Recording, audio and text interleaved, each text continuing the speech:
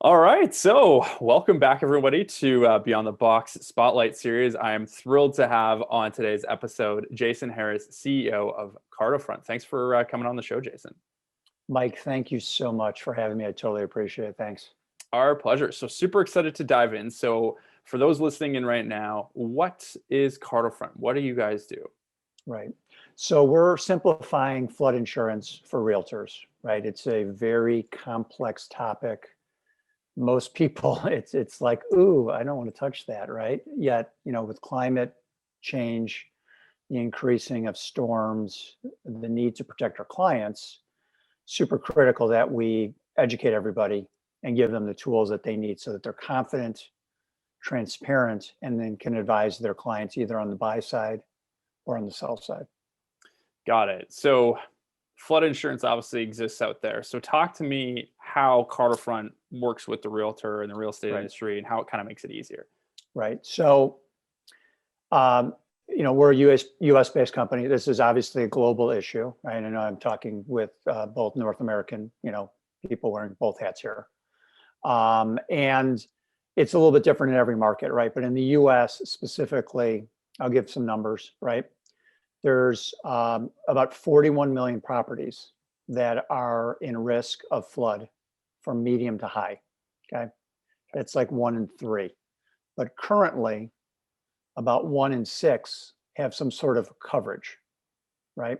1 in 6. So there's a huge gap of homeowners, and it can be single family homes. It can also be condos, right? That have need for coverage and don't. So there's a huge education and distribution problem for flood insurance. What's complicating it in the US, which makes it, this is where it gets, ooh, I don't want to touch it, is the government's involved.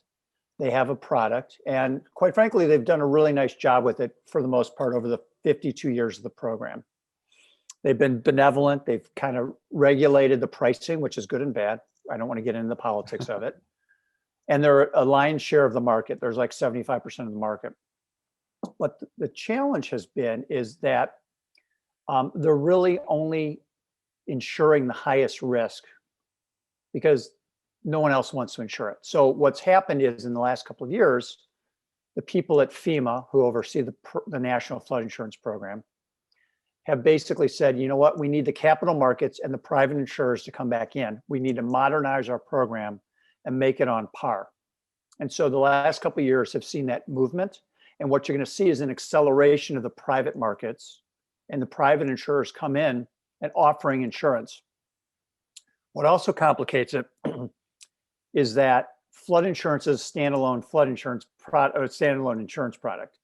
So there's a big misconception that, oh, I've got homeowners, I'm covered for flood. That's not the case, right?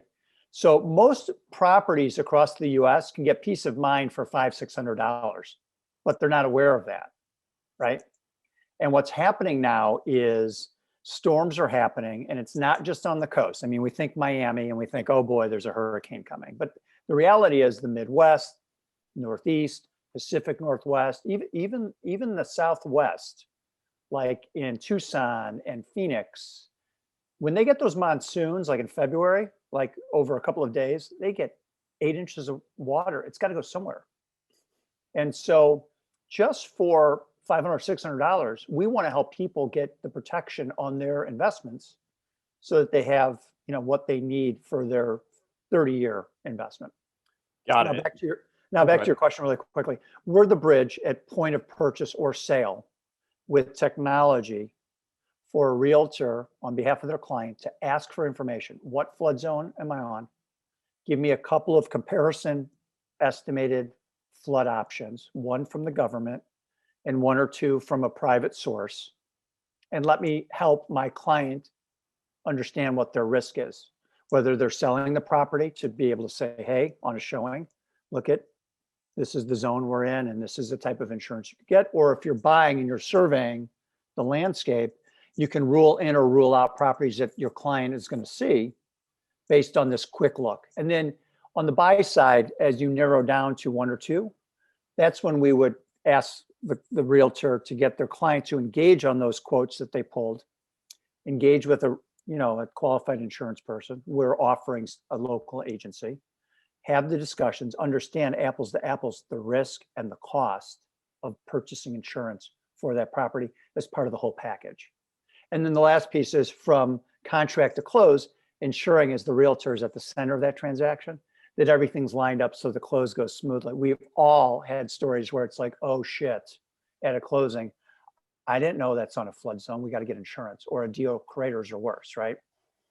Yeah, it totally makes sense. And from a personal perspective, I'm very close to a river, and we had a pretty significant flood. Right. I guess it'd be about 7 years ago now. And it's Yeah. interesting because, in our situation, the flood maps said that the house would be underwater, but it wasn't because they put in some levee systems. But the long and short of it is when you're the realtor and you're putting your client in their home, or you're looking to sell, you want to deliver as much value as you can. And one of these pieces is obviously flood insurance. So talk to me. So how are the realtors interacting with CartoFront right now to deliver that value to their clients? And what does that actually look like from the realtor's chair right now? Yeah. So the way we've architected it, and I want to thank our friends in Miami. The Miami realtors have been with us from day one on this.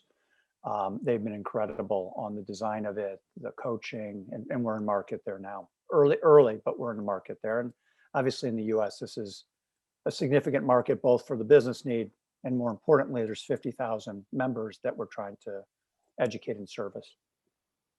So the way we've done it is we've integrated directly into the MLS data. So in Miami, they on a platform with CoreLogic Matrix. So we're right in there to Matrix, right into their data source. So next to each and every listing, we have a little raindrop that's part of our logo. A little raindrop. You can see the other side here. The other The camera, the flipped camera. Yeah, sorry, there we go. There we go. Where's the shot? Wait a second. Yeah. Oh, over here. Okay. So we've extracted that raindrop, so it's a visual icon, and it's right next to each and every listing. So when a realtor goes into the Matrix system and they're looking at the properties, they can just click on the raindrop, and within about 15 seconds, we're taking the data out of the system, scrubbing it, sending it off to the government, sending it off to our private insurance partner, who's National General, which is part of the Allstate family here in the US, and then bringing back side by side flood insurance options that are estimated. And with that, we're validating what flood zone it's on. So immediately, within 15 seconds, right, a click of the raindrop, the realtor has a very good idea, right? We've taken all their legwork out of it, basically, is what we've done. And now they know exactly, well, okay, here's the facts, and just at a directional point of view, oh, okay, it's on a flood zone X or AE or VE, whatever. They know, oh, okay, I either need insurance or it's recommended to look at it further. And then they have just a comparison pricing. It's just, again, at a top level, it's like, okay, is it bigger than a bread box or not, right? So then from there, they can integrate it into their conversation. This is the education piece. So we've worked hard with Miami on the technology, and we feel really good about that. Now, as we go into market fully, it's like educating. So we've got curriculum, we've got a 1-hour program every week. We've got 2 parts to it, so it's A/B. So within a month, we're able to offer, basically the whole curriculum. Part 1 is about the platform. Part 2 is like a 101 on flood insurance. So we see really the upside over time is the education piece. It's the adoption. It's making the realtor the star, putting them in a position to really. So, I'm an old time kind of nuts and bolts guy. Yeah, you can be high level, but the reality is the adoption is really in the giving the tools and the education that people need when they need it. Well, and if if I think about it from the realtor's perspective is, I want to be that person who has all the pieces of the puzzle on the table so that, I can help my clients make the most informed decision. And what it sounds like is, the utopia that technology has promised forever, which is the tech's going to do all the hard work. I just have to facilitate the conversation. Is that a fair assessment here? Yeah. So the other hidden little secret and why we chose this market is again, climate change is huge, right? It's affecting everything. I'd recommend if someone has some interest, there's a great 3-part series, New York Times, on climate last year. It was like in their magazine over a couple of months, and around climate migration, right? So this is not just flood, yet it's heat, and we're going to see this over our lifetime here, and definitely our kids' lifetime. So the the thing about flood, what really interested us, just from a pure business, is you had a lot of good pieces in place, including the government and some good private products and whatever, but there's no connecting of the dots. Right. And so there's all this workflow, and without getting all niche on you, the government has like a long form and kind of a one size fits all approach that they're modernizing. The private side basically is quoting risk based on lat and long. So you have two different pricing systems that are unequal, right? There's one big issue. You've got market share that's unequal, I guess. And then so for a platform like us to come in and just kind of wipe away a lot of that kind of demystification of it, or, and all the legwork behind, I mean, there's so much of this first step here for us is taking so much of the legwork out. I've talked to a lot of realtors and they're like, oh my gosh, I'd have to call the county and ask for a plot of survey, and then they don't really know, and it's all a paper system. In this day and age where I can book a flight or I can make a trade or whatever on my phone, why not give that to the realtor so they can educate their client, right? So that's 80% of it. For the insurance agent, just as difficult as for the realtor, the insurance agent's like, I don't want to deal with it either. Got to be honest with you. They're selling homeowners and auto. That's their bread and butter. This has always been a one-off where there's no money to be made. So we're giving a win to them by osmosis here because we're simplifying their life, and we're showing them that this is now a conversation they can have with their realtor friends and their clients as well, and make it easy. Because what we're essentially doing is we're pre-populating a lot of the information that they need. All they have to do is ask a couple more questions to qualify the estimated quote or options to be able to get it to a binding situation. So we're simplifying their lives. So, and again, we're not talking $600 is a commission for an insurance agent on $600. It's like $100. So we're simplifying and just washing out a lot of legwork and automating it, basically, is what we're doing. And ultimately, over time, this is going to be a do-it-yourself, like we book our own flights or like we order on Amazon. It'll be a couple of keystrokes and then boom. Because you don't want to spend a lot of labor time for a $600 transaction when you're buying a home of whatever price, call it a range of 250 to 700 or whatever it is. You've got so many other factors. And ultimately too, you want to bundle all the insurance, and that is somewhere in the long-term vision. But for today, it's really around solving for flood, because that's really what is the issue, because people aren't covered. Well, and I think that's the biggest thing that, jumps out to me is that you think you're covered, right? Because you do have homeowners and, if a pipe breaks in my house, that's kind of a flood, but the reality is this is over land flood or however the definition is, right? And I think just even being able to speak to that is really exciting. And, it's very rare where you get to have this. To me, it's the textbook case of technology where you're harmonizing the systems, you're bringing it all together, you're doing all the legwork, you're making it really, really easy. But at the same time, it's accretive to every person in the ecosystem, the broker, the real estate agent, the homeowner. And so to me, this is one of the things that I find most exciting. Plus, it's the overarching trend of you're helping because it's a climate technology in a way here, right? It's playing into that overarching climate theme, which I think, again, helping protect people as things start to shift and flow. So on that thread, talk to me really briefly around how the last 12 months has got you to the place where you're with Miami. I'd be really curious to hear that story. Yeah. So we were in the REACH program in the US, and super grateful for everybody involved. I mean, it was really incredible. Tyler Thompson, Dave Garland, Bob Gillespie, Kia, Jeff Turner. I mean, I can go on and on. Everybody was just amazing. The Canadian team, I mean, yourself, Lynette, et cetera. They took us early, honestly. I mean, without getting all into it, we were taken early on the belief that directionally this was very important for realtors and very important for our first market, which is Miami. And again, Liz Sturrock, Teresa King-Kinney, I can't thank them enough for their support.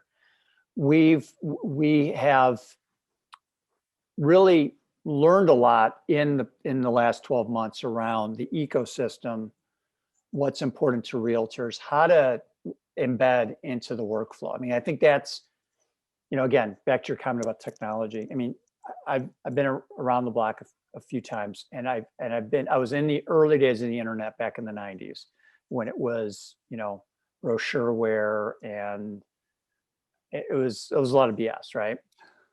The last 20 years has been, applications of putting in new business systems. And I'm a former McDonald's corporate guy. I was there for 13 years, so I understand gold standard systems.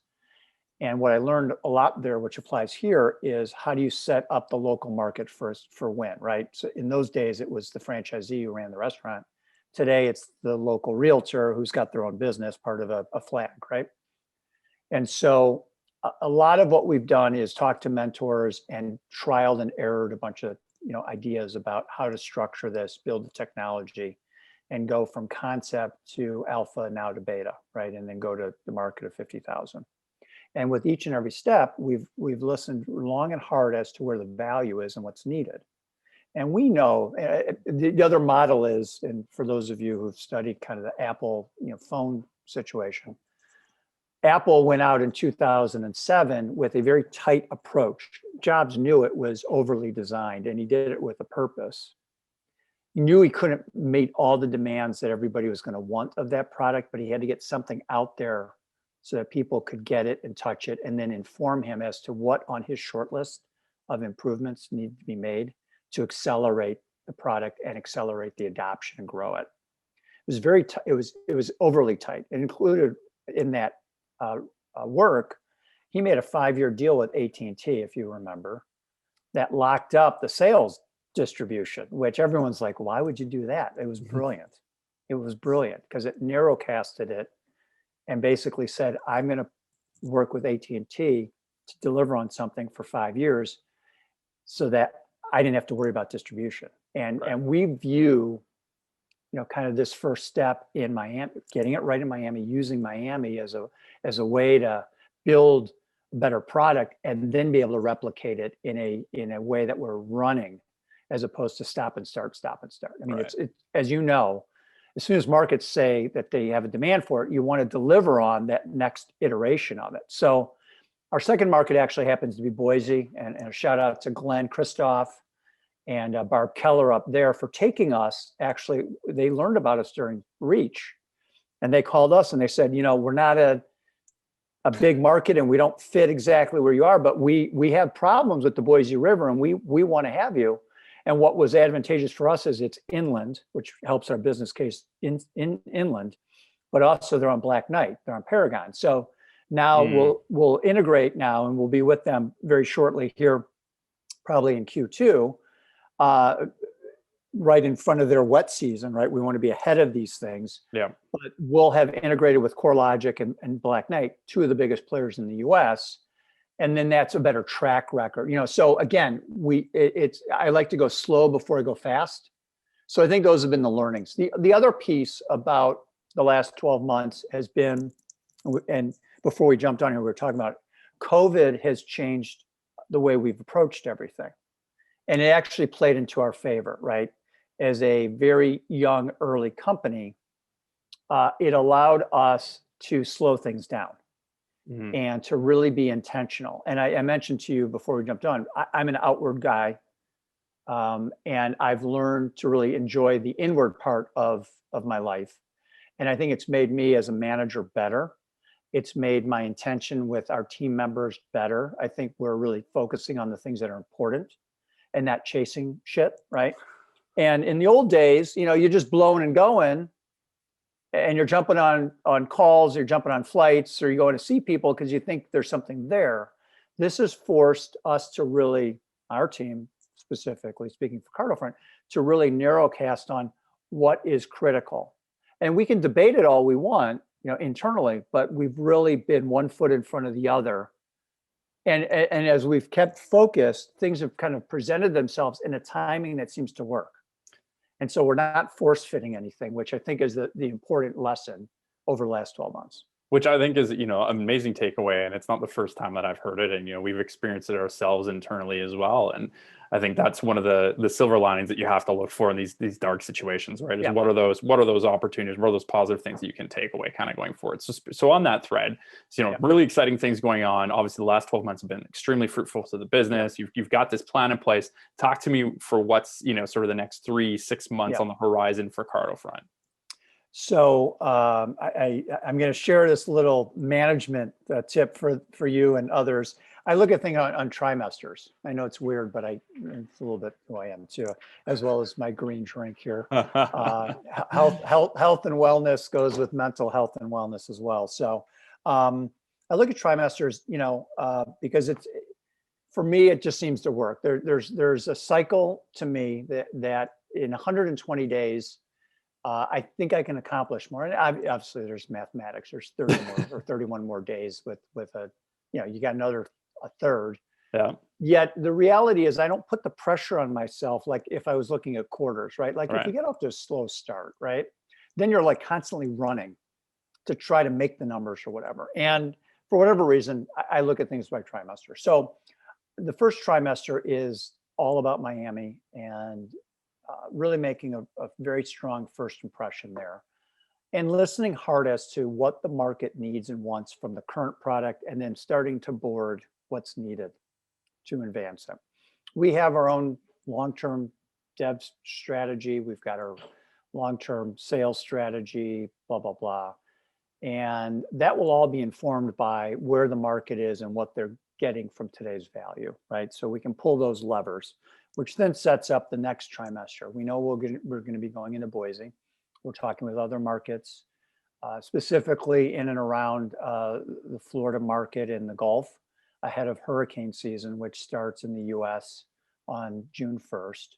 So, if we can integrate with some key players, in the first 6-8 months of the year, we can catch most of that season, right? And for us, it's really, again, staying focused, delivering on value. We know we're going to advance the product. We know that there's some key strategic decisions that we're going to need to make to unlock value of the product.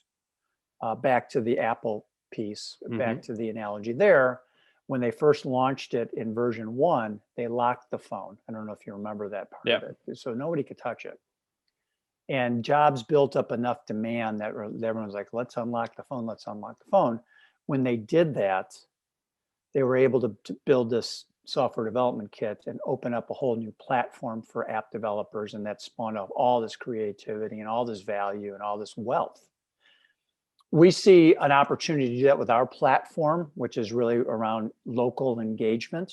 I don't want to go beyond that, but the reality is real estate is a local game, and we've built our platform in a way that it's today it's locked, and tomorrow, whenever that comes, we're going to unlock it so that there's greater value for the realtor and the other players involved locally.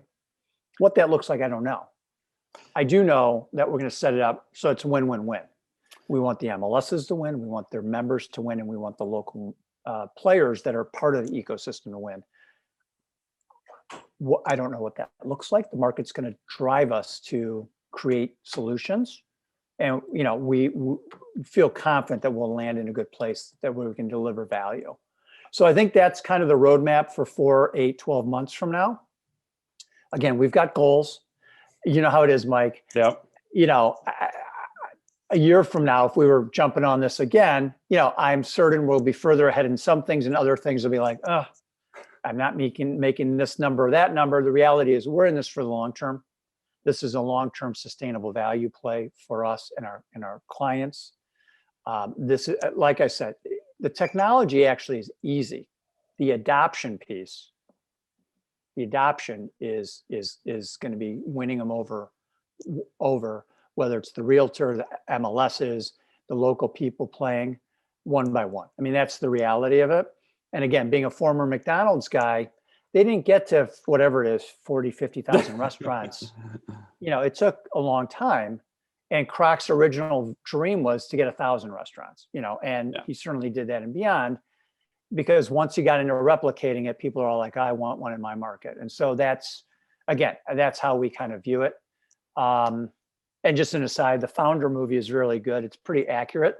I was going to save that for after, but since you put it on the table. Yeah, and I'm about the same age as Kroc was when he found McDonald's, so I kind of like to some parallels there. Yeah, hopefully I'll exit with this kind of wealth. Too funny, and this is why I love talking to you, Jason. You're a wealth of knowledge, and not only do we learn about CartoFront here, but we learned about the systems. Trimester models are really cool because not only is it different, but it allows for that breakdown into the the quarter of the trimester, which is super cool. But I also love what you said there, that you've got your roadmap, but based on what you hear and how you work with Miami to start and how you work with Boise, that's going to dictate how things roll out going forward. So, it goes back to a lot of the conversations we have around strategy, where it's, yes, you need to have a plan, you need to have a strategy, but you need to be nimble and you need to be able to adapt based on that feedback that you get. And I think that's why it's such a privilege talking with you here and, seeing it in practicality of what that actually looks like. Let me just jump in on one little personal note, and then I know I'm speaking to a lot of different people on this Zoomcast. I've done a lot of personal work, right? So that's part of my journey, right? I got into being an entrepreneur at the age of 45. Not many people kind of go from corporate to make that jump. Won't get into all the specifics. There's a day-to-day serenity that I have. I mean, and again, people may go, oh, I'm going to turn the TV off at this point. The reality is, and again, with COVID, I mean, it's a tough time. I mean, it's a tough time for all of us. I mean, whether we're cooped up, whether we're dealing with family health, whatever. I mean, it's just the reality of it. And we got to check in on people and we got to make sure everybody's okay. And as entrepreneurs, yeah, you look at whatever, the unicorn, call it whatever. That is such it's fleeting. And it's great to have it as aspirations. The day-to-day reality is just do the right thing. Yeah. I saw an interesting thing online the other day. It was a picture of Elon Musk, who eclipsed Bezos as the world's greatest, wealth, good or bad, whatever. I don't want to comment on that. Stock holding. Yeah. I mean, the guy's brilliant. Right? Yeah, absolutely. It was a picture of him from 1995. So it's 25 years ago, 26 years ago. He's in his car and he's fixing like the door because he couldn't afford to have anybody do the work for him. Now he's worth whatever, 180 billion, right? He's going to be the first. I mean, so, and again, everybody has different measures of success. I'm probably a little bit more zen. And certainly I've got kids in college and I have bills to pay, and it's not like I'm sitting here and meditating all day. And certainly I want to grow value and have an exit, right? Be honest. But the reality is the path to there is just being comfortable in the day-to-day of what you're doing. And if you're happy doing that, then everything's going to work itself out. You know what I'm saying? And it's a little bit of because we're all working hard. You know what I mean? We're all working hard. It's the old adage, right? I mean, if you're not, right. You got to and a little thing like jumping on this is it gives me energy. Whereas yesterday wasn't such a wonderful day, and I had to regroup at the end of the day. And I said, okay, that was yesterday. Now I'm going to get a new day. Well, it sounds like we need more of these calls. So on that thread, for people that are listening to this, Jason, how do they get in touch with CartoFront? How do they get in touch with you? You're doing great stuff. I would be shocked if lots of people don't want to, take this conversation further. So how do they do that? Yeah, so there's two ways. I love connecting with people. So email is probably preferable. Jason@cartofront.com, CARTOFRONT, all one word, .com. And then the second is our website, cartofront.com. It's kind of a high level view of what we're doing. We get much more. So it's high level, meaning it's kind of what our platform is, right? It's not kind of the nits and grits of, all the stuff we're doing in our markets, because that's got to be more of a consumer focus. It's got to be focused on the realtor and kind of what the realtor's getting out of it and the value prop for them. But I'm happy to, talk with people about where they're at with their businesses, see if there's a potential to work with them. So here's who we're looking. So we're focused on the MLSs, yet our platform's agnostic of inputs and outputs. So we're essentially at this moment quoting for flood insurance. So we're looking for other avenues that are important, whether in finance, right, underwriting of real estate, right, whether it's an investment, or anywhere in that value stream. If we can plug in, we're happy to do so. Amazing. So we're kind of agnostic of, we're a little bit of, we're prop tech, we're also insure tech, really. I mean, we're that. And you're bridge. climate tech. Yeah, right. Exactly. And so whether that's a fit or whether just to demo what we're doing, right? Again, I do see us eventually over time, probably not for 3 years or so, but I think we're going to investigate the international markets. You and I have talked a little bit about Canada and how we could provide value there. Our rivers flood up here. Just saying, that border doesn't stop floods. So. I mean, and our coast do too, right? So gives me a great excuse to see my friends in Toronto go up to Algonquin or Georgian, right? There you go. Yeah, exactly. And climate change is a global thing, right? And I mean, I'm sitting here in Canada, it's January, and I didn't wear a winter coat today to go outside. So I mean, that's giving context. But and again, not to be Debbie Downer, but I just saw a report. It was tied for the hottest year, 2020, along with 2016, were the hottest years on record. What's concerning, and again, back to New York Times, there's an article, you guys can look at it. They had like a visual graph. Most of the heat last year was over Canada, the northern provinces, and the Arctic, and you had fires up there. You had, I think there was a day on record, correct me if I'm wrong, but it was like close to 100 degrees Fahrenheit up in the Arctic during last summer. I mean, that is outrageous. That water is going to have to go somewhere. I mean, it's interesting time. I'm a former earth scientist, geology background, so seeing this from that lens is an interesting one. But I feel like we need another podcast for that. So in the interest of time, I do want to wrap up. This has been fantastic having you on, Jason. Really appreciate it, and look forward to seeing what's next with CartoFront. Thank you. I'm really grateful for being on. Appreciate it, Mike. Have a great day.